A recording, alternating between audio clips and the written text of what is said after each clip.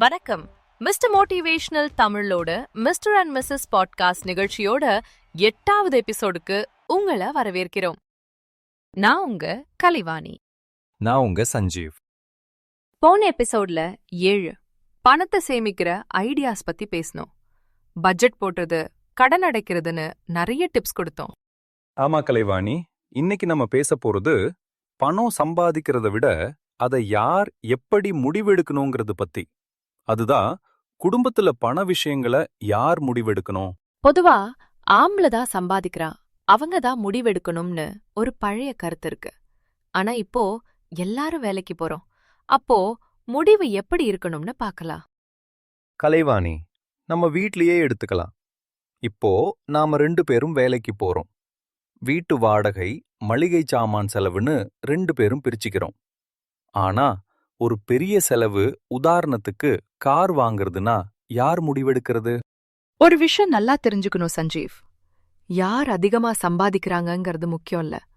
இது நம்ம 2 பேரோட குடும்பம். அதனால 2 பேரும் உட்கார்ந்து பேசணும். முக்கியமான முடிவுகளை 2 பேரும் சேர்ந்து தான் எடுக்கணும். தனித்தனியா எடுத்தா சண்டை தான் வரும். நீ சொன்னது ரொம்ப முக்கியம். ஆனா சில வீடுகள்ல கணவர் சம்பாதிக்கிறத மனைவி கிட்ட சொல்லவே மாட்டாங்க. இல்லன்னா மனைவி தனக்கு பிடிச்ச விஷயத்தை வாங்குறதுக்கு கணவர் கிட்ட கெஞ்ச வேண்டி இருக்கும். அந்த மாதிரி இருக்கக்கூடாது, இல்லையா? கண்டிப்பா இருக்கக்கூடாது. வெளிப்படைத்தன்மை ரொம்ப முக்கியம். 2 பேரும் சம்பாதிக்கிறதா இருந்தாலும் சரி, இல்ல ஒருத்தர் சம்பாதிச்சாலும் சரி, வீட்டோட மொத்த வரவு செலவு கணக்கு 2 பேருக்கும் தெரிஞ்சிருக்கணும். அப்பதான் தேவையில்லாத சந்தேகங்கள் வராது. சரி, அப்ப எல்லா பணத்தையும் ஒரே இடத்துல போட்டு 2 பேரும் சேர்ந்து செலவு பண்ணலாமா? இல்லன்னா தனித்தனியா அக்கவுண்ட் வச்சுக்கலாமா? என்னோட கருத்து என்னன்னா, 3 அக்கவுண்ட் இருக்கலாம். 1 பொதுவான அக்கவுண்ட், வீட்டு வாடகை, மளிகை, பில் கட்டுறதுன்னு பொதுவான செலவுக்கு. 2 தனிப்பட்ட அக்கவுண்ட், அவருடைய சொந்த செலவுக்கு. 3 தனிப்பட்ட அக்கவுண்ட், என்னுடைய சொந்த செலவு, சேமிப்புக்கு. இப்படி பிரிச்சுக்கிட்டா 2 பேருக்கும் சுதந்திரம் இருக்கும். அது நல்ல ஐடியா.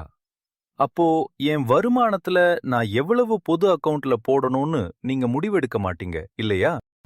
இல்ல, அதுக்கு ஒரு பிளான் போடணும். நாம 2 பேரும் பட்ஜெட் போடுறப்போ யார் எவ்ளோ கான்ட்ரிபியூட் பண்ணணும்னு பேசி முடிவெடுக்கணும். ஒருத்தர் அதிகமா சம்பாதிச்சா அவங்க அதிகமா போடலாம், அது நியாயம். ஆமா, சுதந்திரம் ரொம்ப முக்கியம். இந்த தனிப்பட்ட அக்கவுண்ட் இருந்தா எனக்கு பிடிச்ச பொருளை உன்கிட்ட கேட்காம நான் வாங்கலாம். அதே மாதிரி உனக்கு பிடிச்சதை நீயும் வாங்கலாம். இதுதான் நிம்மதியா இருக்கும். கரெக்ட். கடைசியா ஒரு விஷயம். நிறைய வீடுகள்ல மனைவிங்க சம்பாதிக்கிற பணத்தை அவங்க குடும்பத்துக்காக கொடுக்கறதா இருந்தாலும் கணவர் அவங்க கிட்ட பேசாம இருக்கக்கூடாது. அந்த பணத்தை அவங்க எப்படி செலவு செய்யறாங்கன்னு மதிக்கணும். அவங்க சம்பாத்தியம் அவங்களோட உரிமை. சரியாக சொன்ன. அப்போ சுருக்கமா சொன்னா, திருமண உறவுல பண விஷயத்தை பத்தி பேசுறது சண்டைக்கான ஆரம்பம் இல்லை, அது ஒரு நல்ல புரிதலுக்கான ஆரம்பம். வெளிப்படையா அன்பா பேசினா எல்லா முடிவுகளையும் நாம சந்தோஷமா எடுக்கலாம். நண்பர்களே, உங்க வீட்ல பண விஷயங்களை யார் முடிவெடுக்கிறீங்க? 2 பேரும் சேர்ந்து முடிவெடுக்கிறதுக்கு நீங்க என்னென்ன டிப்ஸ் ஃபாலோ பண்றீங்கன்னு கமெண்ட்ஸ்ல சொல்லுங்க. நிதி ரீதியா ஒருத்தருக்கொருத்தர் சப்போர்ட்டா இருந்தா நம்ம வாழ்க்கை இன்னும் பலப்படும். இந்த பாட்காஸ்ட் உங்களுக்கு பிடிச்சிருந்தா மிஸ்டர் மோட்டிவேஷனல் தமிழ் சேனலை சப்ஸ்கிரைப் பண்ணுங்க. இந்த எபிசோடுக்கு லைக் பண்ணுங்க, மத்தவங்களுக்கும் ஷேர் பண்ணுங்க. அடுத்த எபிசோட்ல ஒரு புதிய சுவாரஸ்யமான தலைப்போட உங்களை சந்திக்கிறோம். நன்றி, வணக்கம்.